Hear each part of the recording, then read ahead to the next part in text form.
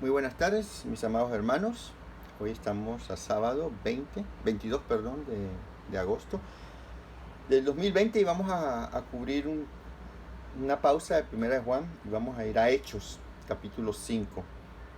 Un pasaje interesante, un pasaje difícil, un pasaje, bueno, quizás no tan difícil, pero sobrio, duro. Hechos capítulo 5, versículos del 1 al 11.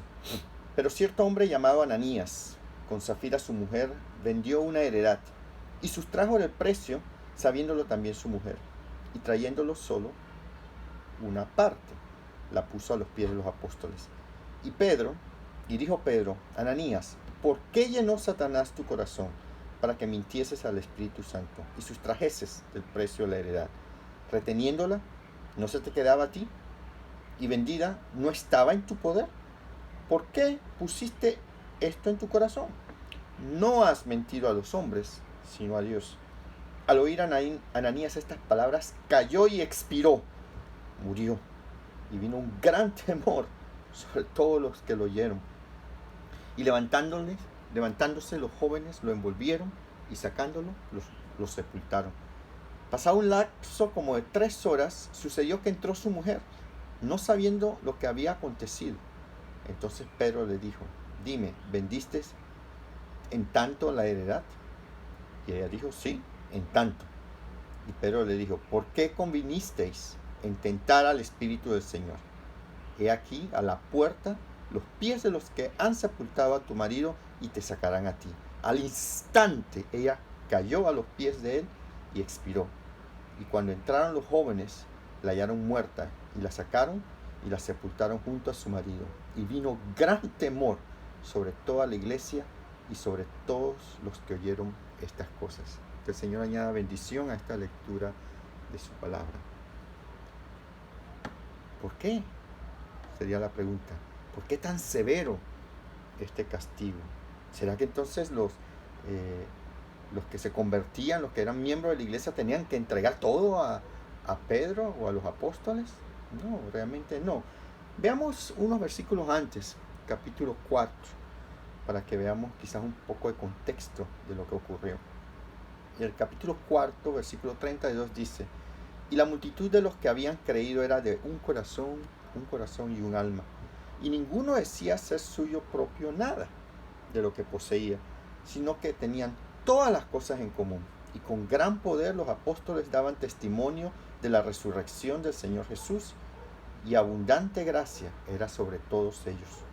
Así que no había entre ellos ningún necesitado, porque todos los que poseían heredades o casas las vendían y traían el precio de lo vendido y lo ponían a los pies de los apóstoles, y se repartía a cada uno según su necesidad. Entonces José, a quien los apóstoles pusieron por sobrenombre Bernabé, que traducido es hijo de consolación, levita, natural de Chipre, como tenía una heredad, la vendió y trajo el precio y lo puso a los pies de los apóstoles. Aquí vemos parte del contexto de lo que estaba ocurriendo. Y como dice el versículo 1 en el capítulo 5, cierto hombre llamado Ananías, con Zafira, casado, su mujer, vendió una heredad. ¿Por qué la vendieron? ¿Será porque era la moda? ¿Será porque era la forma de demostrar que eran espirituales? No sabemos. Quizás pudo ser presión de grupo. No sabemos. Y aquí solo podemos especular. Sabemos que vendieron la heredad. Y el versículo 2 nos dice que sacó parte del precio, y también lo supo su mujer. Y trajeron solo una parte y la puso a los pies de los apóstoles. ¿Sí? ¿Era requisito vender todo y darlo a los apóstoles? De ninguna manera. No lo era. Pero sustrajeron del precio de venta. ¿Por qué será? Quizás querían guardar algo para ellos mismos, para sus antojos, porque como vimos en los versículos anteriores, cada uno según su necesidad se le daba sustento, alimentación con lo que se había entregado a los apóstoles. No sabemos. Zafira, sin embargo, y el texto lo establece claramente, sabía lo que había ocurrido. Y el versículo 3 dice, y dijo Pedro, Ananías, ¿por qué llenó Satanás tu corazón para que mintiesen al Espíritu Santo? ¿Por qué llenó Satanás? Tu corazón. Aquí tenemos que poner algo interesante. ¿Eran Ananías y Zafira creyentes? Yo pienso que sí lo eran. De otra forma no hubieran traído el dinero a los apóstoles, y los apóstoles, si no hubieran sido creyentes, tampoco lo hubieran confrontado, porque realmente los apóstoles tenían autoridad sobre los creyentes. ¿Cuál fue el pecado de Ananías y Zafira? Dice el texto en el versículo 3. Mintieron al Espíritu Santo. Dijeron, el texto no es claro, pero es implícito, dijeron que habían vendido en tanto, y ese tanto completo lo sometieron a los pies de los apóstoles. Pero aquí hay interesante concepto. ¿Por qué Satanás llenó tu corazón para que mintieses al Espíritu Santo? Le pregunta Pedro. Aquí vemos cómo, si asumimos que Zafira y Ananías eran creyentes, que pienso que sí, que Satanás puede llenar nuestros corazones, nuestras mentes, tentarnos. Y esto es importante tenerlo en mente, porque estando consciente de eso podemos estar precavidos por si esas ideas. La palabra de Dios enseña que el corazón del hombre es muy engañoso. Cuidado. Dice el versículo 4. Reteniéndola no se te quedaba a ti. O sea que si no la vendías era tuya. Y vendida no estaba en tu poder. ¿Por qué pusiste esto en tu corazón? No has mentido a los hombres, sino a Dios. O sea que nuevamente nosotros, con nuestro corazón engañoso, ¿quién fue el que puso ese plan en su corazón? ¿Fue Ananías? Claro, fue tentado por el enemigo, probablemente, pero fue Ananías. El que tomó la decisión es Ananías. ¿Cómo es el corazón del hombre según la palabra de Dios? Si vemos a Jeremías 17, 9, 10, dice: engañoso es el corazón, más que todas las cosas, y perverso. ¿Quién lo conocerá? Yo, Jehová, que escudriño la mente y pruebo el corazón, para dar a cada uno según su camino, según el fruto de sus obras. Hermanos, no podemos escapar del conocimiento que tiene Dios de nosotros. Nosotros ni siquiera conocemos nuestro corazón, que es engañoso, pero Dios lo conoce a perfección. Dice Eclesiastés 9:3: este mal hay entre todo lo que se hace debajo del sol, que en un mismo suceso acontece a todos. Y también que el corazón de los hijos de los hombres está lleno de mal y de insensatez en su corazón durante su vida. Después de esto se van a los muertos. Salomón en sus viejos años era muy pragmático. Él conocía el corazón, era sabio. Él conocía que su propio corazón era engañoso, y él conocía que tanto el rico como el pobre, todos teníamos esa maldad dentro de nosotros. Y después de esto, a los muertos. Miqueas 2:1 dice: ay de los que en sus camas piensan iniquidad y maquinan el mal, y cuando llega la mañana lo ejecutan, porque tienen en su mano el poder. No podemos ser dogmáticos, pero Ananías, ¿será que lo pensó en la noche? ¿Será que lo conversó con su esposa? ¿Sabes que mañana vamos a vender la heredad y vamos a presentarla? Pero sustrajeron del precio. Y la pregunta es: ¿para qué? Quizás para tener dinero propio. Y eso no estaba mal, estaba en su poder hacerlo. Ellos pudieron haber dicho: aquí está el 50%, aquí está el 80%. Pero el problema fue que trataron de engañar a los hombres, y en el proceso trataron de engañar al Espíritu de Dios. Ahí estuvo el pecado, ahí estuvo el error. Dice el versículo 5: al oír Ananías estas palabras, cayó y expiró. Y vino un gran temor sobre todos los que lo oyeron. ¿Se puede mentir a Dios? Sí se puede. Lo que no podemos es salirnos con la nuestra, porque Dios no puede ser burlado. Pero la pregunta es: ¿por qué un castigo tan severo? Preguntaríamos. Quizás Dios quería glorificarse a sí mismo en una iglesia naciente y quería dejar por sentado que la gracia no puede ser abusada. La gracia que Dios da no puede ser abusada.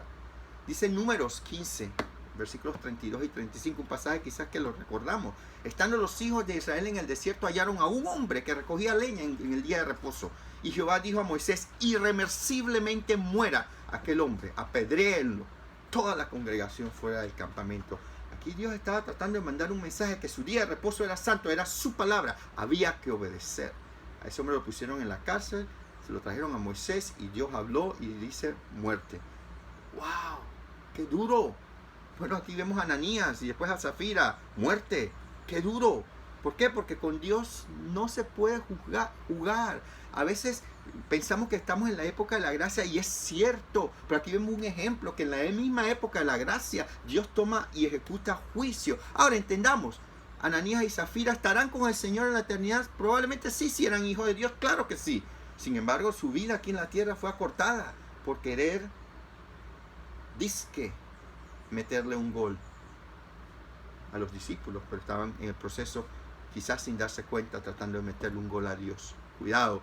Varias veces cuando Dios ha querido que su pueblo prestase atención a su santidad, Él tuvo que tomar la vida de alguno de su pueblo. ¿Se acuerdan los hijos de Aarón, Nadab y Abiú? Tomaron un incensario y lo pusieron y prendieron fuego, y dice Dios, fuego extraño, y ¡fum! Los aniquiló, los quemó en Levíticos 10, 1, 2. O cuando estaba Usa, que habían puesto los filisteos habían conseguido tomar el arca de Dios, y bueno, Dios los cargó de tumores y los cargó de maldiciones, y lo devolvieron, y estaba feliz. Estaba David y todo el pueblo, y pusieron el arca en una carreta y la llevaban alando por los bueyes, pero dice el texto que patinaron, pues los bueyes tropezaban, y Usa, para no dejar caer el arca, toca, y hasta ahí mismo, ¡fum!, fulminado, cayó muerto junto al arca. Eso está en 2 Samuel 6. ¿Por qué? Porque Dios es santo, 3 veces santo, y Él había dado instrucciones que ese arca se tenía que cargar con varas, y nadie que no fuera autorizado a tocarlo podía tocarlo porque perecería. Y así fue con Usa. Dice el texto en misma 2 Samuel que David estaba consternado, estaban danzando de gozo, y de repente ¡fuf!, agua fría. Pero Dios quería exaltarse a sí mismo. Dios es santo. Dice el versículo 6 en Hechos 5. Y levantándose los jóvenes, lo envolvieron, lo sacaron y lo sepultaron. Pasado un lapso, dice el versículo 7, como de 3 horas, sucedió que entró su mujer, no sabiendo lo que había acontecido. Entonces Pedro le dijo, dime, ¿vendisteis en tanto la heredad? Y ella dijo, sí, en tanto. Ella era cómplice, tenía conocimiento pleno de lo que estaba ocurriendo. Parte, hermanos, de la responsabilidad de un líder es confrontar su propio pecado y el pecado de los demás. Dice 1 Corintios 12, capítulo 5, perdón, versículos 12, 13. Porque, ¿qué razón tendría yo, dice Pablo, para juzgar a los que están afuera? ¿No juzgáis vosotros a los que están adentro? Porque los que están afuera, Dios juzgará. Quitad pues a ese perverso entre vosotros, refiriéndose a un hermano en la iglesia que estaba teniendo como esposa la esposa de su padre, creo que era el caso, ¿no? Y quizás porque era uno que donaba bastante, ofrendaba bastante, los corintios, calladitos. Pablo los reprende. ¿No juzgáis ustedes esto? Esto es un bochorno ante la comunidad y ustedes lo están permitiendo. ¿No juzgáis vosotros? Le toca al líder cristiano, le toca confrontar y juzgar. Juzgar no significa condenar, juzgar significa evaluar los hechos y dar una apreciación. Eso está mal. También vemos en Gálatas 2, versículos del 11 al 14. Pero cuando Pedro vino a Antioquía, le resistí cara a cara, dice Pablo, porque era de condenar. Pues antes que viniesen algunos de parte de Jacobo, comía con los gentiles, pero después que vinieron, se retraía y se apartaba, porque tenía miedo de lo de la circuncisión, o sea, de los judíos. Y en su simulación participaban también los otros judíos, de tal manera que aún Bernabé fue también arrastrado por la hipocresía de ellos. Pero cuando yo vi que no andaban rectamente conforme a la verdad del evangelio, dije a Pedro delante de todos, si tú siendo judío vives como los gentiles y no como judío, ¿por qué obligas a los gentiles a judaizar? Aquí es un pasaje duro. Líderes de la iglesia, Pablo confronta a Pedro, lo confronta porque estaba actuando mal, estaba haciendo delante de los gentiles una cosa, y cuando venían los judíos por presión, por el judaísmo, porque ahí había un asunto todavía que estaba por resolverse, si era que los nuevos creyentes se tenían que someter al judaísmo, pero ese es otro tema. Sin embargo, la reprensión fue merecida, y el mismo Pedro lo reconoce después, que había hecho mal. Es parte de la labor nuestra como líderes confrontarnos. Usted ve algo que está mal en mí, hermano, confrónteme. Esa es su responsabilidad.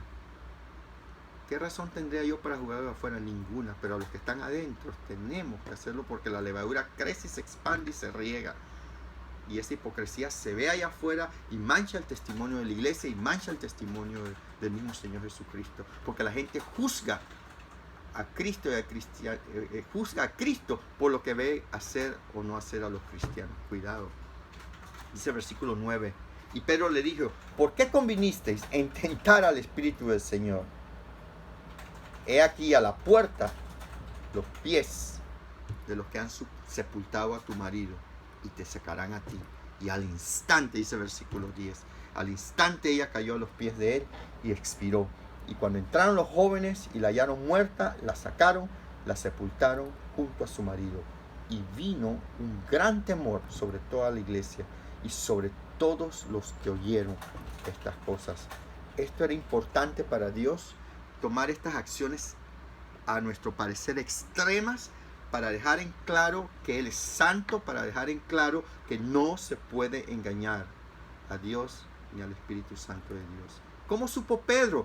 Probablemente Dios se lo reveló. Aquí va a pasar esto, esto y aquello, y te va a tocar actuar de esta y aquella forma. No sabemos porque el texto no lo dice, pero es una hipótesis de que Dios habló con Pedro, le dejó saber, quizás en sueño, quizás en visión, que esto iba a ocurrir, y bueno, era para glorificarse a Dios.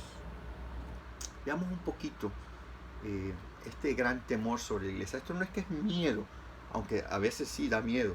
En este sentido es un temor reverente, un temor santo. Dice según Crónicas 19: sea pues con vosotros el temor de Jehová, mirad lo que hacéis, porque con Jehová nuestro Dios no hay injusticia, ni acepción de personas, ni admisión de cohecho. Con Dios no hay palanca.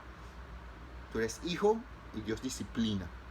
Según Crónicas 19:9. Y les mandó diciendo: procederéis así mismo con temor de Jehová, con verdad y con un corazón íntegro, reconociendo que la única forma de tener un corazón íntegro es que Dios nos limpie, y la sangre de Cristo nos ha limpiado. Pero hay eventos de pecado que podemos confesar, pero Dios dice: estemos a cuentas, que aunque tu pecado sea negro como la grana, yo lo haré blanco como la nieve. Proverbios 14:27 dice: el temor de Jehová es un manantial de vida, para apartarse de los lazos de la muerte. El que camina según la palabra de Dios se va a ahorrar mucho dolor y la muerte al final. Proverbios 16:6. Con misericordia y verdad se corrige el pecado, y con el temor de Jehová los hombres se apartan del mal. Hay que corregir el pecado propio en la vida de nuestros hijos, el pecado en la vida de la congregación, porque es un mal testimonio. Y con el temor de Jehová los hombres nos apartamos del mal. Y yo doy gracias a Dios por las posiciones de liderazgo que Él ha puesto en mi vida, porque ha sido lo que me ha mantenido alejado del pecado más que ninguna otra cosa. El temor de manchar el nombre. ¿Qué dirán? El temor de mis hijos. De qué pensarán. El temor de mi esposa. ¿Qué pensarán? Pero más que nada eso, ¿qué pensará mi Señor? Es que dio su vida por mí. Ahora Él conoce mi corazón, que está inclinado hacia el mal, hacia el pecado.